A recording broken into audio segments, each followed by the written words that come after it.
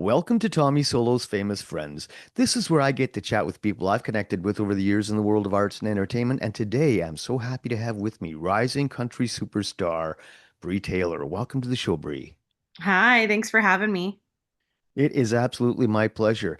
Now, you are a new force and yet a force to be reckoned with from all I've seen and heard so far. Recently, you had an opportunity to showcase at CMA Fest in Nashville. Now, tell me, how the heck did that happen and how did that feel? It was amazing. It was honestly like one of the coolest opportunities I've had yet. It's like a true like pinch me moment in my career because that's one of like the biggest country festivals I'd say that's out there right now. I mean, they did several stages with dozens of artists, and it was every artist from like the young spotlight stage with the new up and coming independent artists like myself to like the majors on all the big stages around the city. And like there was over 95,000 people there. Absolutely, it was incredible. Was such an honor to be selected, especially as an alternative, more country rock type artist as well. So doing something a little different is always a little scary as an artist, and you're kind of dabbling with different things and blending genres and doing something new. So for me, it just kind of felt like a rewarding sign that I'm on the right path and that I'm doing the right thing. And I honestly don't know exactly how it all came to be, but it was about 2 weeks before it all happened. They had reached out to me and said, "Hey, we've got an open spot and we would love to have you. You're on the top of our list. You've been on our radar." And I was just honored that I was reached out to like that and that I was somebody that they were watching. So it was a really amazing opportunity. And I'm just really, really grateful. Wow, what an opportunity indeed. I mean, and I guess it didn't hurt that you've got over 2 million streams and you've really been getting out there. Wow. Now, I'm sure it's been quite the ride so far, and you've got a long way to go down this road. But I'd like to know, how did you get into music in the first place? And I understand that in order to get into singing, you had to overcome a hearing impairment. Yeah, I mean, I sang even prior while it like throughout having a hearing impairment. So pretty much throughout my childhood, I was having hearing issues.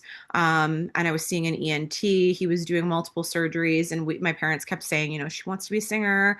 It's something that I've wanted to do since I was really little. I was actually born to music in the delivery room. So for me, it was something that I feel like I was born to do, and I just felt it just came naturally to me. My parents are not musical people. They are big fans of music. So we always had a lot of music playing around the house. And my parents have diverse musical interests and genres and tastes that they're into. So I was really diversified in the different types of music that I listened to growing up.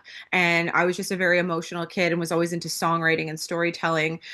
So that was something that just came naturally to me. And then the hearing impairment just happened gradually as I was growing up and having all these surgeries done. It got to a point that the surgeon had done too many surgeries, and there was just so much scar tissue built up in my ear that there was pretty much nothing anyone could do at that point in time. By the time I got to my current specialist, and he's like the number one in Canada, he's actually having a really hard time retiring because he can't replace himself.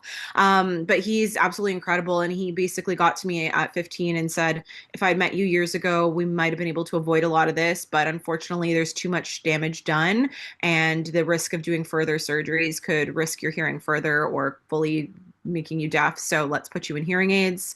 And then I was finally able to balance out my hearing and hear properly and work on developing my hearing to improve from that point forward, which has been a journey throughout my teen and my early 20s. So it's something that I've really just had to work through. And in spite of the fact that I was kind of dealt some cards that said, hey, you may not have a career in music because something like this can really hinder you as a vocalist, especially.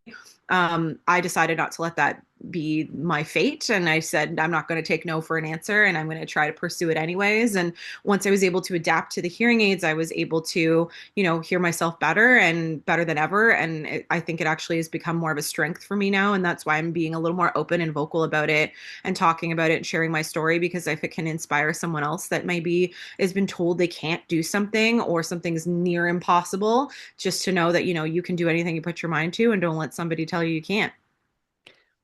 No kidding. Wow, what a positive attitude. And man, it takes an indomitable spirit to manage a situation like you've had to deal with and to go beyond that and to have the success that you've had so far in the music business. I was a full-time musician for the better part of my adult life, and you can probably tell from the background that I'm still in the business and doing live shows and recording and so on. My second guitarist on stage is a fellow named Peter Dawson from North Bay, Ontario. He had one of his eardrums pierced Oh, when he was wow. a kid, so he's deaf in one ear, and you would never know it. Again, the indomitable spirit, right? And this guy is lauded as one of the best guitarists in Ontario, and Wow. deaf in one ear. You know, Wow. so, and again, kudos to you for, overcoming that, your own battle in that Thank regard. you. Now, I'm curious, are hearing aids a part of your daily life now? Is that Yeah, I'm wearing them right now to hear you. okay? It's hard because like as a female, obviously my hair is long and covers them. And even if my Okay. hair is back, like they're these little tiny wires. Like technology is so great these days. Everything is really, really small. So most times people can never tell that I'm hearing impaired, especially through talking to me. I feel like hearing impairments can hit people at any age, and they have all different kinds of ways that they affect people. And I think unless someone's like born deaf and has a deaf accent and is like a literal person that's walking around like, hey, I'm a deaf person, like they judge it based upon that, which I think is kind of what I'm also trying to talk about is like, people are walking around with disabilities you can't always see, and you don't know what their story is and what they're going through on a day-to-day basis. So most people are shocked to hear that I'm hearing impaired or that I wear hearing aids daily. But I mean, I'm not fully deaf, so thankfully the doctor didn't continue surgeries. So we've been able to kind of keep the hearing fairly stable over the years, and it hasn't quite declined dramatically or anything. It's been pretty stable. So I mean, even without my hearing aids, I can have some level of hearing.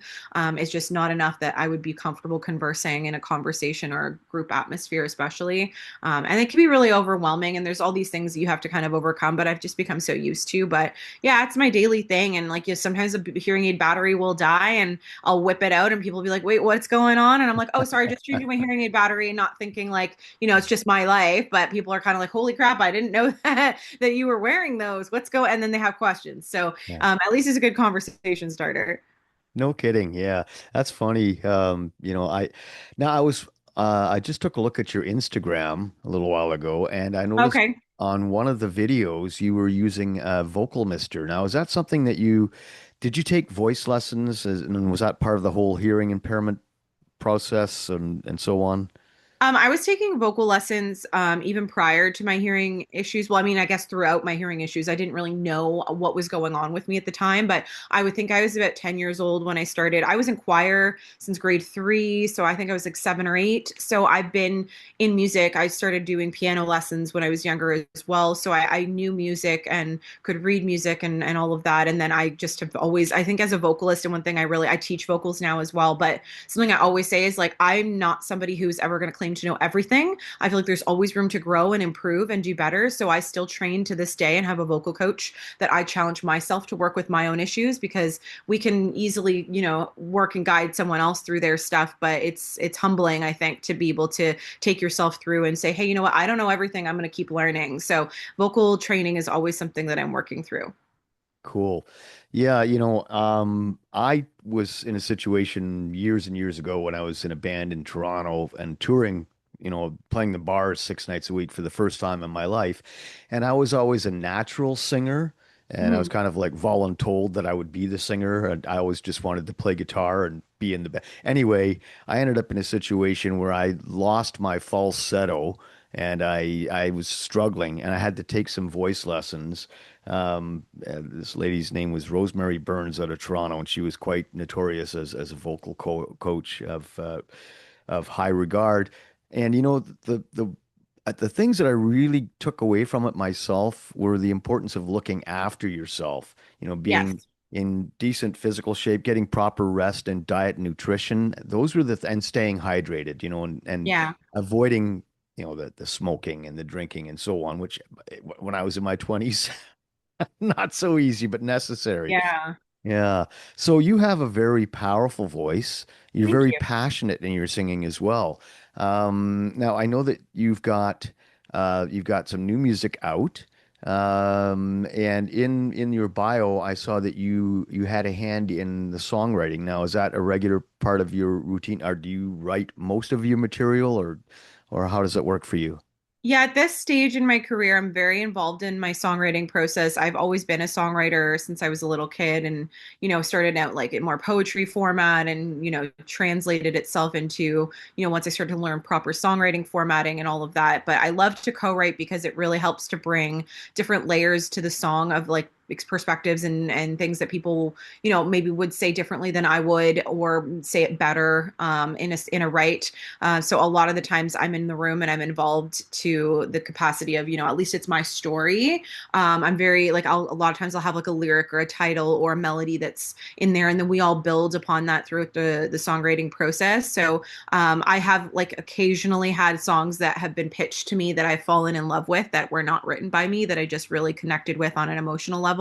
So I have a couple songs in my repertoire that are not ones that I've written, but over like I'd say maybe over 90% of my songs are mine that I've written, and that's a big part of what I do. Is I feel like, especially now at this point in my career as an artist, my songs are really personal. So a lot of what I put out there is my personal journey and experiences and learning to embrace that authentic side of myself, and that's a huge part of it. So it's not to say that I don't really take songwriting cuts, but they really, really have to move me and connect with me on a soul level. I think at this point for me to be able to to record a song that I haven't written or been involved in the writing process of. So that's something that's just really been how I felt called to put out for my music right lately is just anything that's authentically my voice and my story.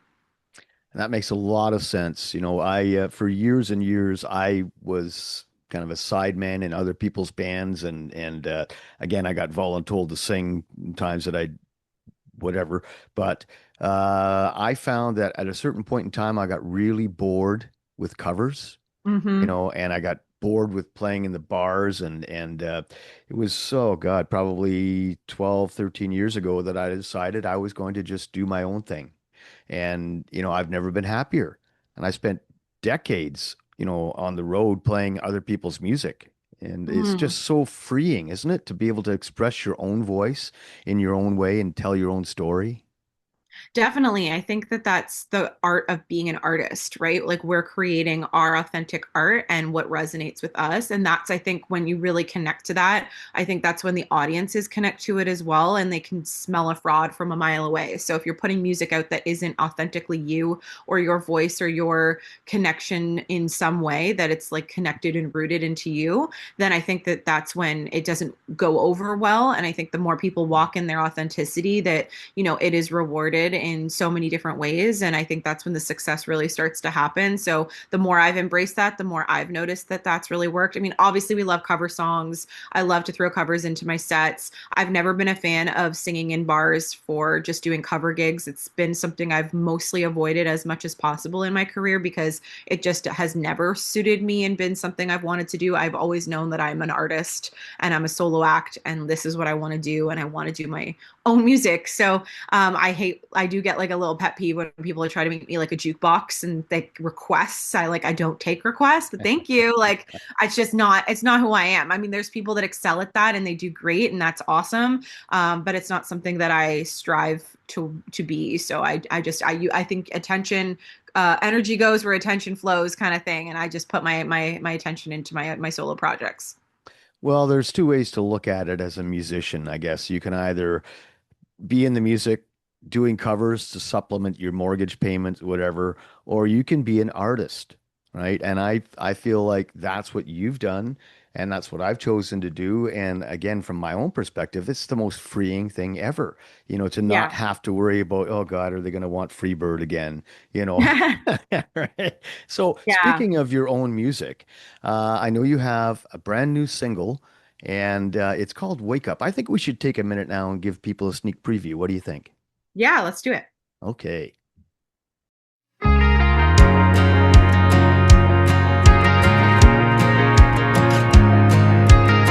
Saw you kiss her on a Tuesday, but you call me on the daily. So easy to see right through. Walking with your eyes closed, believing that you don't know what's right in front of you, all wrapped up in you know who. Wake up, you're sleeping on a good thing. Straight up, you can't admit your feelings. Face up to all your petty games, to all the time you waste. When you're gonna see it? Wake up, wake up. You think you set your boundaries, but what you do around me, if she only knew. Ooh, she's the one you're touching, but I'm the one you wish you were falling into. I wish you would wake up. You're sleeping on a good thing. Straight up. Well, isn't that awesome, man? That is a great song. Now, I understand you had a hand in writing it. Yeah, I was involved in the writing process. Yeah, I was me and my co-writer Alex kind of came in with a very similar idea. Ironically, at the same time, he came in with this title "Wake Up" as he was drinking his morning coffee for a write that day. It was a morning write, and he was like, "I really need to wake up." And then he got this idea and had the first couple lines of the chorus. And I came in saying I really wanted to do a "You Belong with Me" Taylor Swift kind of song, but with a kind of pop punk edge to it, which is what we were working towards because we really dabbled with the more alternative pop punk country side of things with my song "Skip to the End" last year, and it went over really, really well, and people loved it. So I was like, let's try to follow that with something else. So we kind of had a really good idea, vibe of what we wanted and the energy we wanted to bring to it. And I've always said, like, a lot of guys have been sleeping on a good thing in front of them, and they don't know a good thing that when they have it. And I said to my girlfriends many times, like, oh, he'll wake up one day when it's too late and realize what he had when he lost it. So it's kind of like that whole concept, but we flipped it into wake up before it's too late, before you miss out and lose the girl kind of concept. So yeah, it was kind of a cool twist and play and collaborative efforts. And Kelly McKay also joined us on that write, and it was great to have another female in the room. I've been writing a lot of songs with a lot of male writers, co-writers, so it was nice to have some more female energy in that one. I'll bet. And it's a really, really good song. Yeah. Thank you. Yeah, it's unfortunate though most men don't ever wake up. Nope. Or they do once they've lost you and you've moved Yeah, on and you're far gone by that point. So that's right. yeah, that's unfortunate, but live and learn, I guess. Yeah. Yeah. So, I noticed in your videos your old band was the Boneheads. Not really, actually. No, I just collaborated with them. They're just some buddies of mine, and like they do me Okay. favors. And instead of hiring and paying people to be in a music video, I said, "Hey guys, you want to be in my music video and pretend to be my band?" But I've actually never played live with them. We've done a couple songs. They were on my album release back in 2023 for my first album, Dauntless. They came and played, and we did a couple tunes together on stage. But that's about it. We actually we've never played together, but they're a really talented band. They're kind of a blues rock band, and they're in the same community as myself, and we just became really good friends.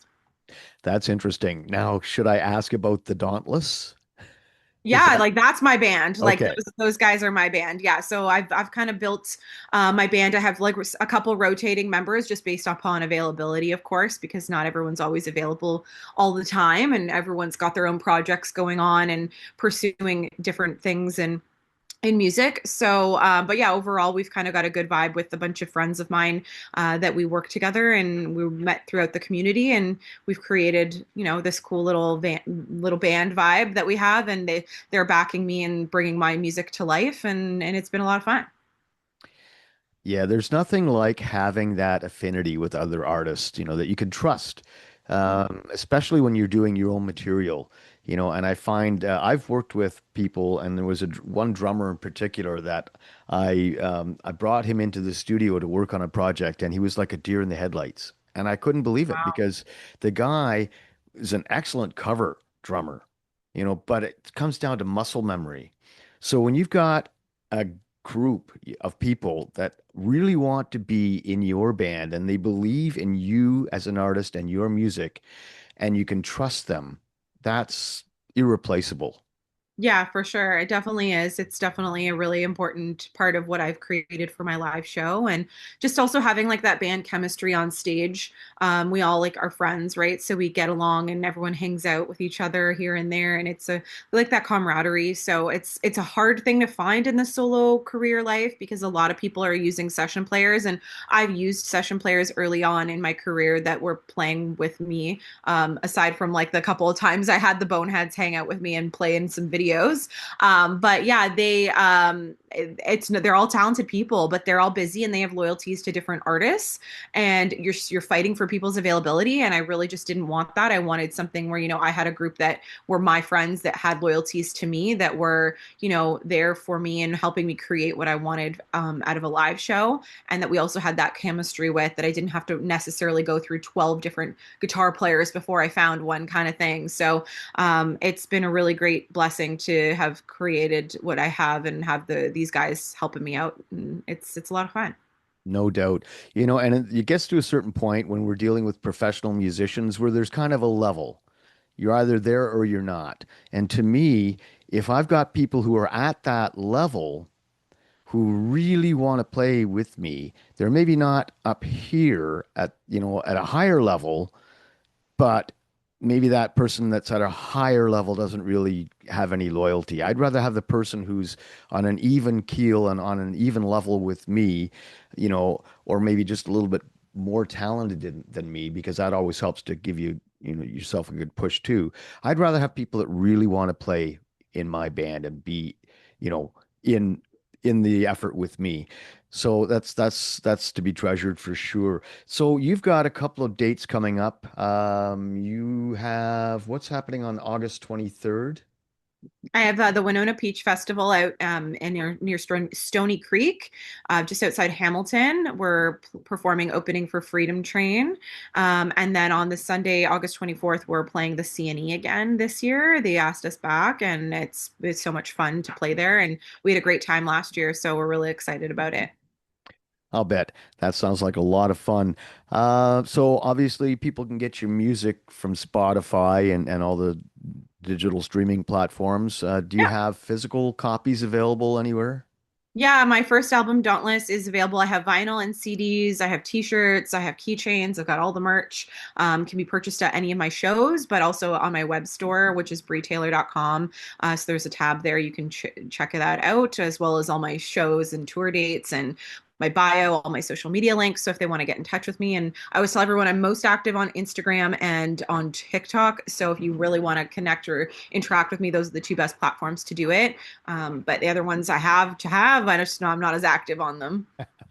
I get you. Yeah. I don't have TikTok. But Some anyway, don't. Then there's the yeah. Instagram life, right? I'm just like, Facebook is so phased out in my world that I really only have it to have it.